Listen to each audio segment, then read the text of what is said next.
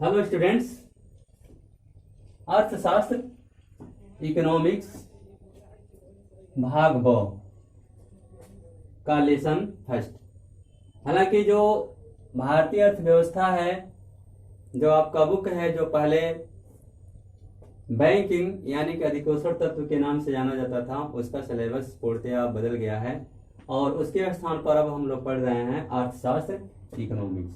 अर्थशास्त्र इकोनॉमिक्स का जो सिलेबस है वो दो भाग में बटा हुआ है। एक है भाग अ और दूसरा है भाग ब। तो भाग अ में हमको पढ़ना है सांख्यिकी स्टैटिस्टिक्स और भाग ब में हमको पढ़ना है भारतीय अर्थव्यवस्था। तो हम भाग ब का आज पहला लेसन लेकर आए हैं इस वीडियो में आपके लिए। और जहां तक आप बैंकिंग में इसके पहले लिखे हैं उससे आगे लिखना आप शुरू करेंगे। हालांकि परीक्षा में इसके पहले जो लिखे हैं बैंकिंग में उससे भी प्रश्न आएंगे। और भाग ब का जो लेसन फर्स्ट है वह है स्वतंत्रता की पूर्व संध्या पर भारतीय अर्थव्यवस्था की दशा। यानी कि भारत के स्वतंत्र होने से पहले तक भारत की जो अर्थव्यवस्था थी वह कैसी थी। तो मैं आपको बता दूं कि भारत के स्वतंत्र होने से पहले जो अर्थव्यवस्था थी उस समय भी भारत एक कृषि प्रधान देश था और भारत जो है अपने शिल्प कला में बहुत अधिक विख्यात हो चुका था, विश्व विख्यात हो चुका था। और यहाँ की जो शिल्प कला है वह जो है दुनिया में बहुत ही प्रसिद्ध थी और देश की लगभग 80% जनसंख्या जो है प्रत्यक्ष या अप्रत्यक्ष रूप से कृषि पर डिपेंड थी। लेकिन जैसे ही भारत में ईस्ट इंडिया कंपनी की स्थापना हुई तो यहाँ की व्यवस्था कुछ बदल दी गई।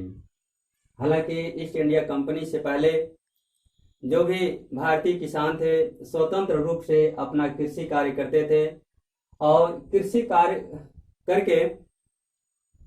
कार्य करने के लिए जो भूमि का उपयोग करते थे तो उसके बदले में अपनी उपज का एक अंश कर के रूप में अपने प्रदेश की सरकार को लगान के रूप में देते थे।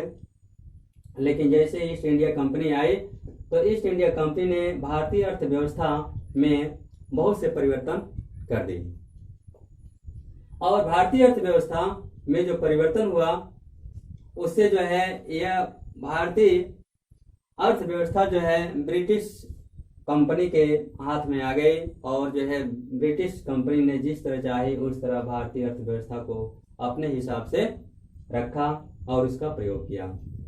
हालांकि जो भारतीय अर्थव्यवस्था थी कृषि पर डिपेंड थी और भारत की प्रति व्यक्ति आय और राष्ट्रीय आय के विषय में जो औपनिवेशिक सरकार थे यानी कि ईस्ट इंडिया कंपनी थी या ब्रिटिश सरकार हम कह लें, वह कभी भी भारतीय आय और प्रति व्यक्ति आय के बीच के बारे में कभी भी ईमानदारी पूर्वक जो है यह जानने का प्रयास नहीं किया और न ही यह आंकड़ा प्रस्तुत किया। भारत की जो सबसे पहले राष्ट्रीय आय का अनुमान जो है हमारे वयोवृद्ध लीडर दादा भाई नौरोजी ने लगाया। सबसे पहले उन्होंने 1967 के लिए राष्ट्रीय आय का अनुमान जो लगाया वह 340 करोड़ थी और उस समय प्रति व्यक्ति आय 20 रुपए थी। सबसे पहले दादा भाई नौरोजी ने ही राष्ट्रीय आय का अनुमान लगाया था। जब ईस्ट इंडिया कंपनी भारत में आई तो वह जो है भारत के जो पुराने परंपरा थे उसको जो है स्वीकार नहीं किया और जो है भारत में अपनी नई जो है प्रणाली लागू की और उसके द्वारा जो है अर्थव्यवस्था को अपने अंतर्गत में रखा। तो आइए हम देखते हैं स्वतंत्रता प्राप्ति के समय कृषि क्षेत्र कैसा था। तो स्वतंत्रता प्राप्ति के समय जो कृषि क्षेत्र था यानी कि भारत जो है कृषि क्षेत्र में बिल्कुल संलग्न था। लगभग जो है 75% जनसंख्या जो है कृषि क्षेत्र में लगा हुआ था। हालांकि जो है ईस्ट इंडिया कंपनी से पहले लगभग 80 से 85% लोग कृषि कार्य से जुड़े हुए थे और यह जो है ब्रिटिश ईस्ट इंडिया कंपनी के समय में लगभग 75 से 80% लोग जो है कृषि कार्यों में संलग्न थे। और देश की इतनी बड़ी जनसंख्या जो कृषि पर निर्भर थे, कृषि कार्यों में संलग्न थे, फिर भी जो है भारतीय कृषि की जो विकास गति थी वो बहुत ही धीमी थी। इसका कारण ये था कि जो ईस्ट इंडिया कंपनी ने हर तरीके से जो भारतीय कृषि को जो प्रभावित किया, इसलिए जो है बहुत अधिक मात्रा में जो कृषक थे, यानी कि जो जनसंख्या थी भारतीय, वह कृषि कार्य में लगे होने के बावजूद भी कृषि का जो विकास था वह बहुत धीमी गति से हो रहा था। तो स्वतंत्रता प्राप्ति के समय कृषि क्षेत्र जो था, वह कृषि क्षेत्र का जो विकास बहुत धीमी गति से हो रही थे। और ब्रिटिश ईस्ट इंडिया कंपनी ने यहाँ के जो भूमि व्यवस्था में जो परिवर्तन किया, उसमें सबसे पहले अस्थायी बंदोबस्त तथा जमींदारी प्रथा को लाया। हालांकि इसके पहले यह ऐसी प्रथा नहीं थी। यह जो है सबसे पहले 1789 में ईस्ट इंडिया कंपनी और देश के जमींदारों के बीच एक ऐसा समझौता हुआ, और जो कर के रूप में जो ब्रिटिश ईस्ट इंडिया कंपनी किसानों से टैक्स वसूलती थी, अब यह जिम्मेदारी जो है देश के जमींदारों को दे दिया गया। और उनके बीच में समझौता हुआ कि आप 10 वर्षों तक किसानों से कर की वसूली करेंगे और जो है ब्रिटिश सरकार के पास उसको जमा करते रहेंगे। लेकिन बाद में जो है 1793 में यह जो है इसमें परिवर्तन कर दिया गया, और जो उसमें ये था कि 10 वर्षों के लिए जो समझौता होगा, वह समझौता जो है आजीवन हो गया कि अब हमेशा आप लोग किसानों से टैक्स वसूलेंगे और जो है ब्रिटिश कंपनी के पास जमा करेंगे। और जो कर की दर थी वह ब्रिटिश कंपनी जो है तय करते थे।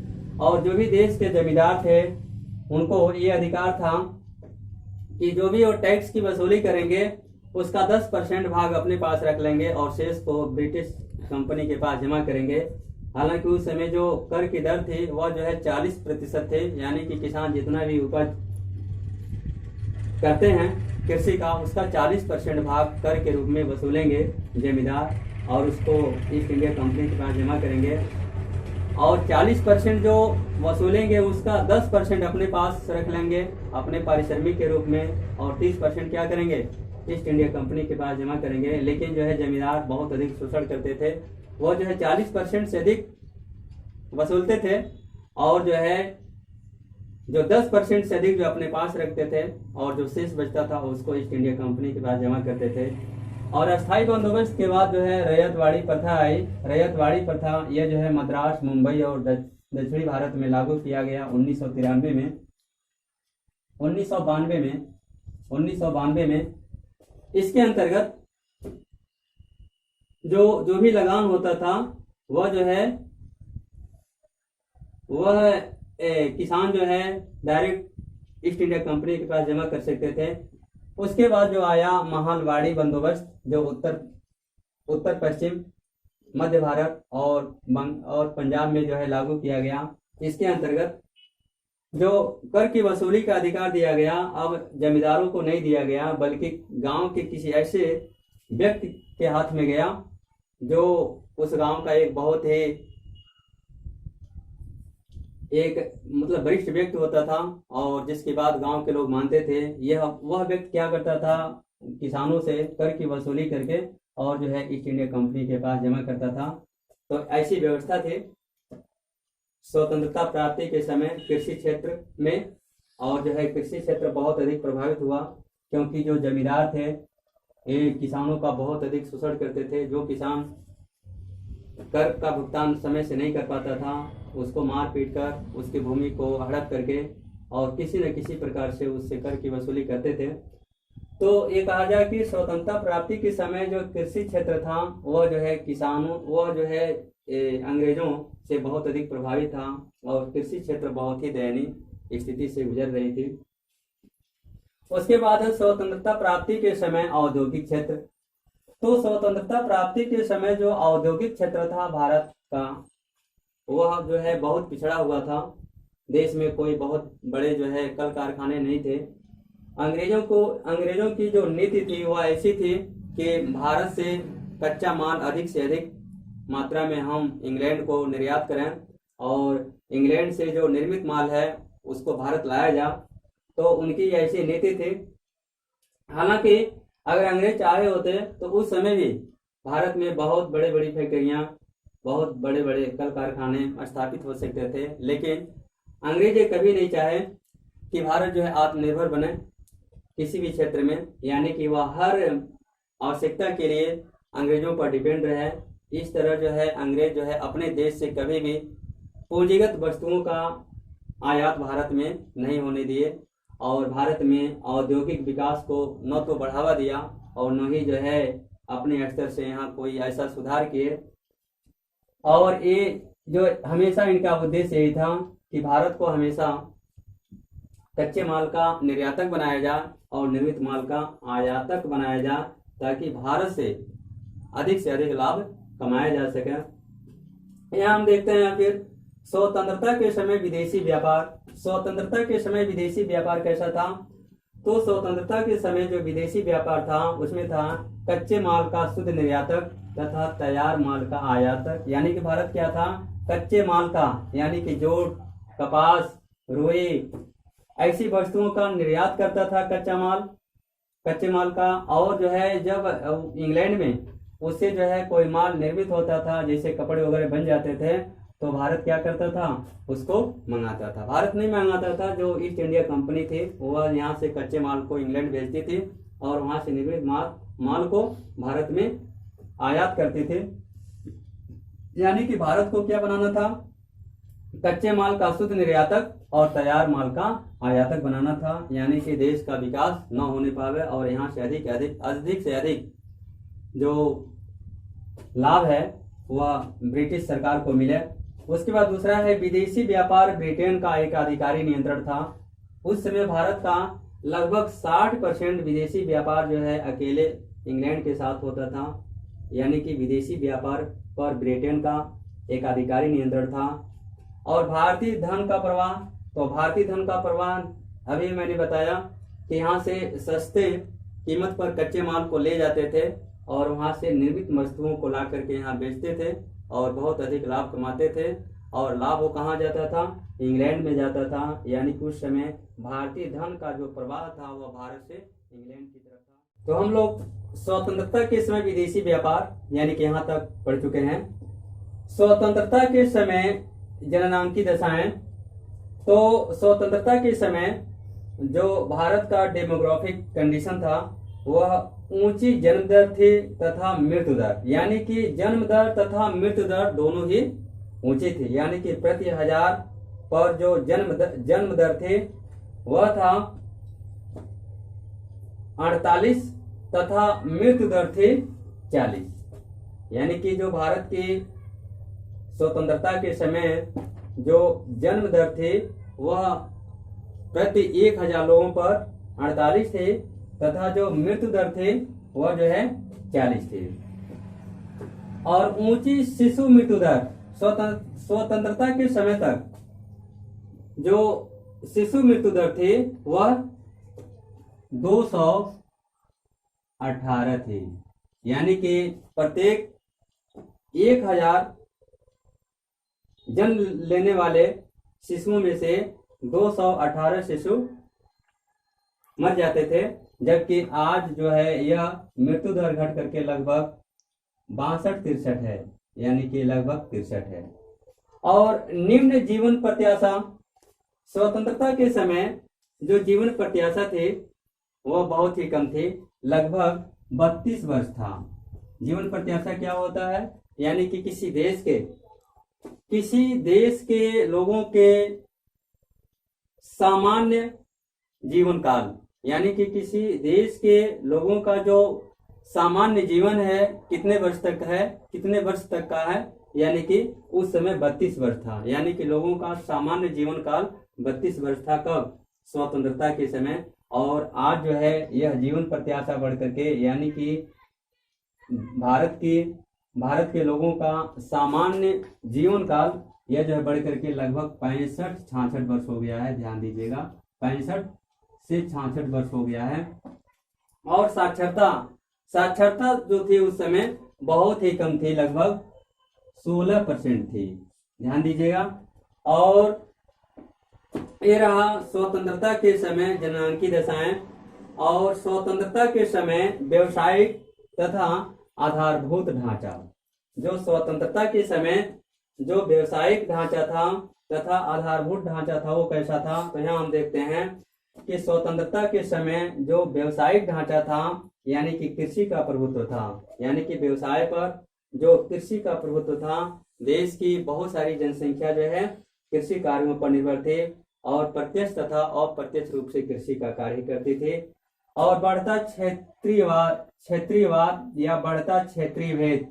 स्वतंत्रता के समय देश के सभी हिस्सों में जो प्रगति थी वो एक समान नहीं थी।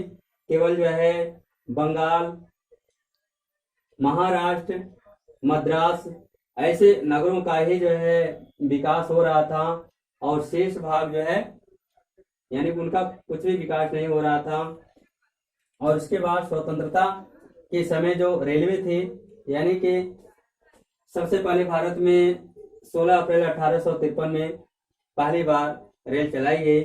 और यह रेल की स्थापना ब्रिटिश कंपनी ने इसलिए किया ताकि जो है उनके लोग एक स्थान से दूसरे स्थान को जा सकें और जो भी माल का निर्यात करना है कच्चे माल का, तो हम जो है ऐसे स्थानों पर भी पहुंच जाएं जहां ऐसे जूट और कपास की खेती होती है, चाय की खेती होती है, वहां से ऐसे वस्तुओं को उठा करके और जो है बंदरगाहों तक पहुंचा सकें और फिर उसको जो है इंग्लैंड भेज सकें। इसलिए जो है रेलवे की भी स्थापना हुई। और सड़कें, अंग्रेजों ने सड़कों का भी निर्माण कराया और सड़कों के निर्माण कराने का भी उद्देश्य यही था कि उनका जो आयात निर्यात जो है बढ़ सके।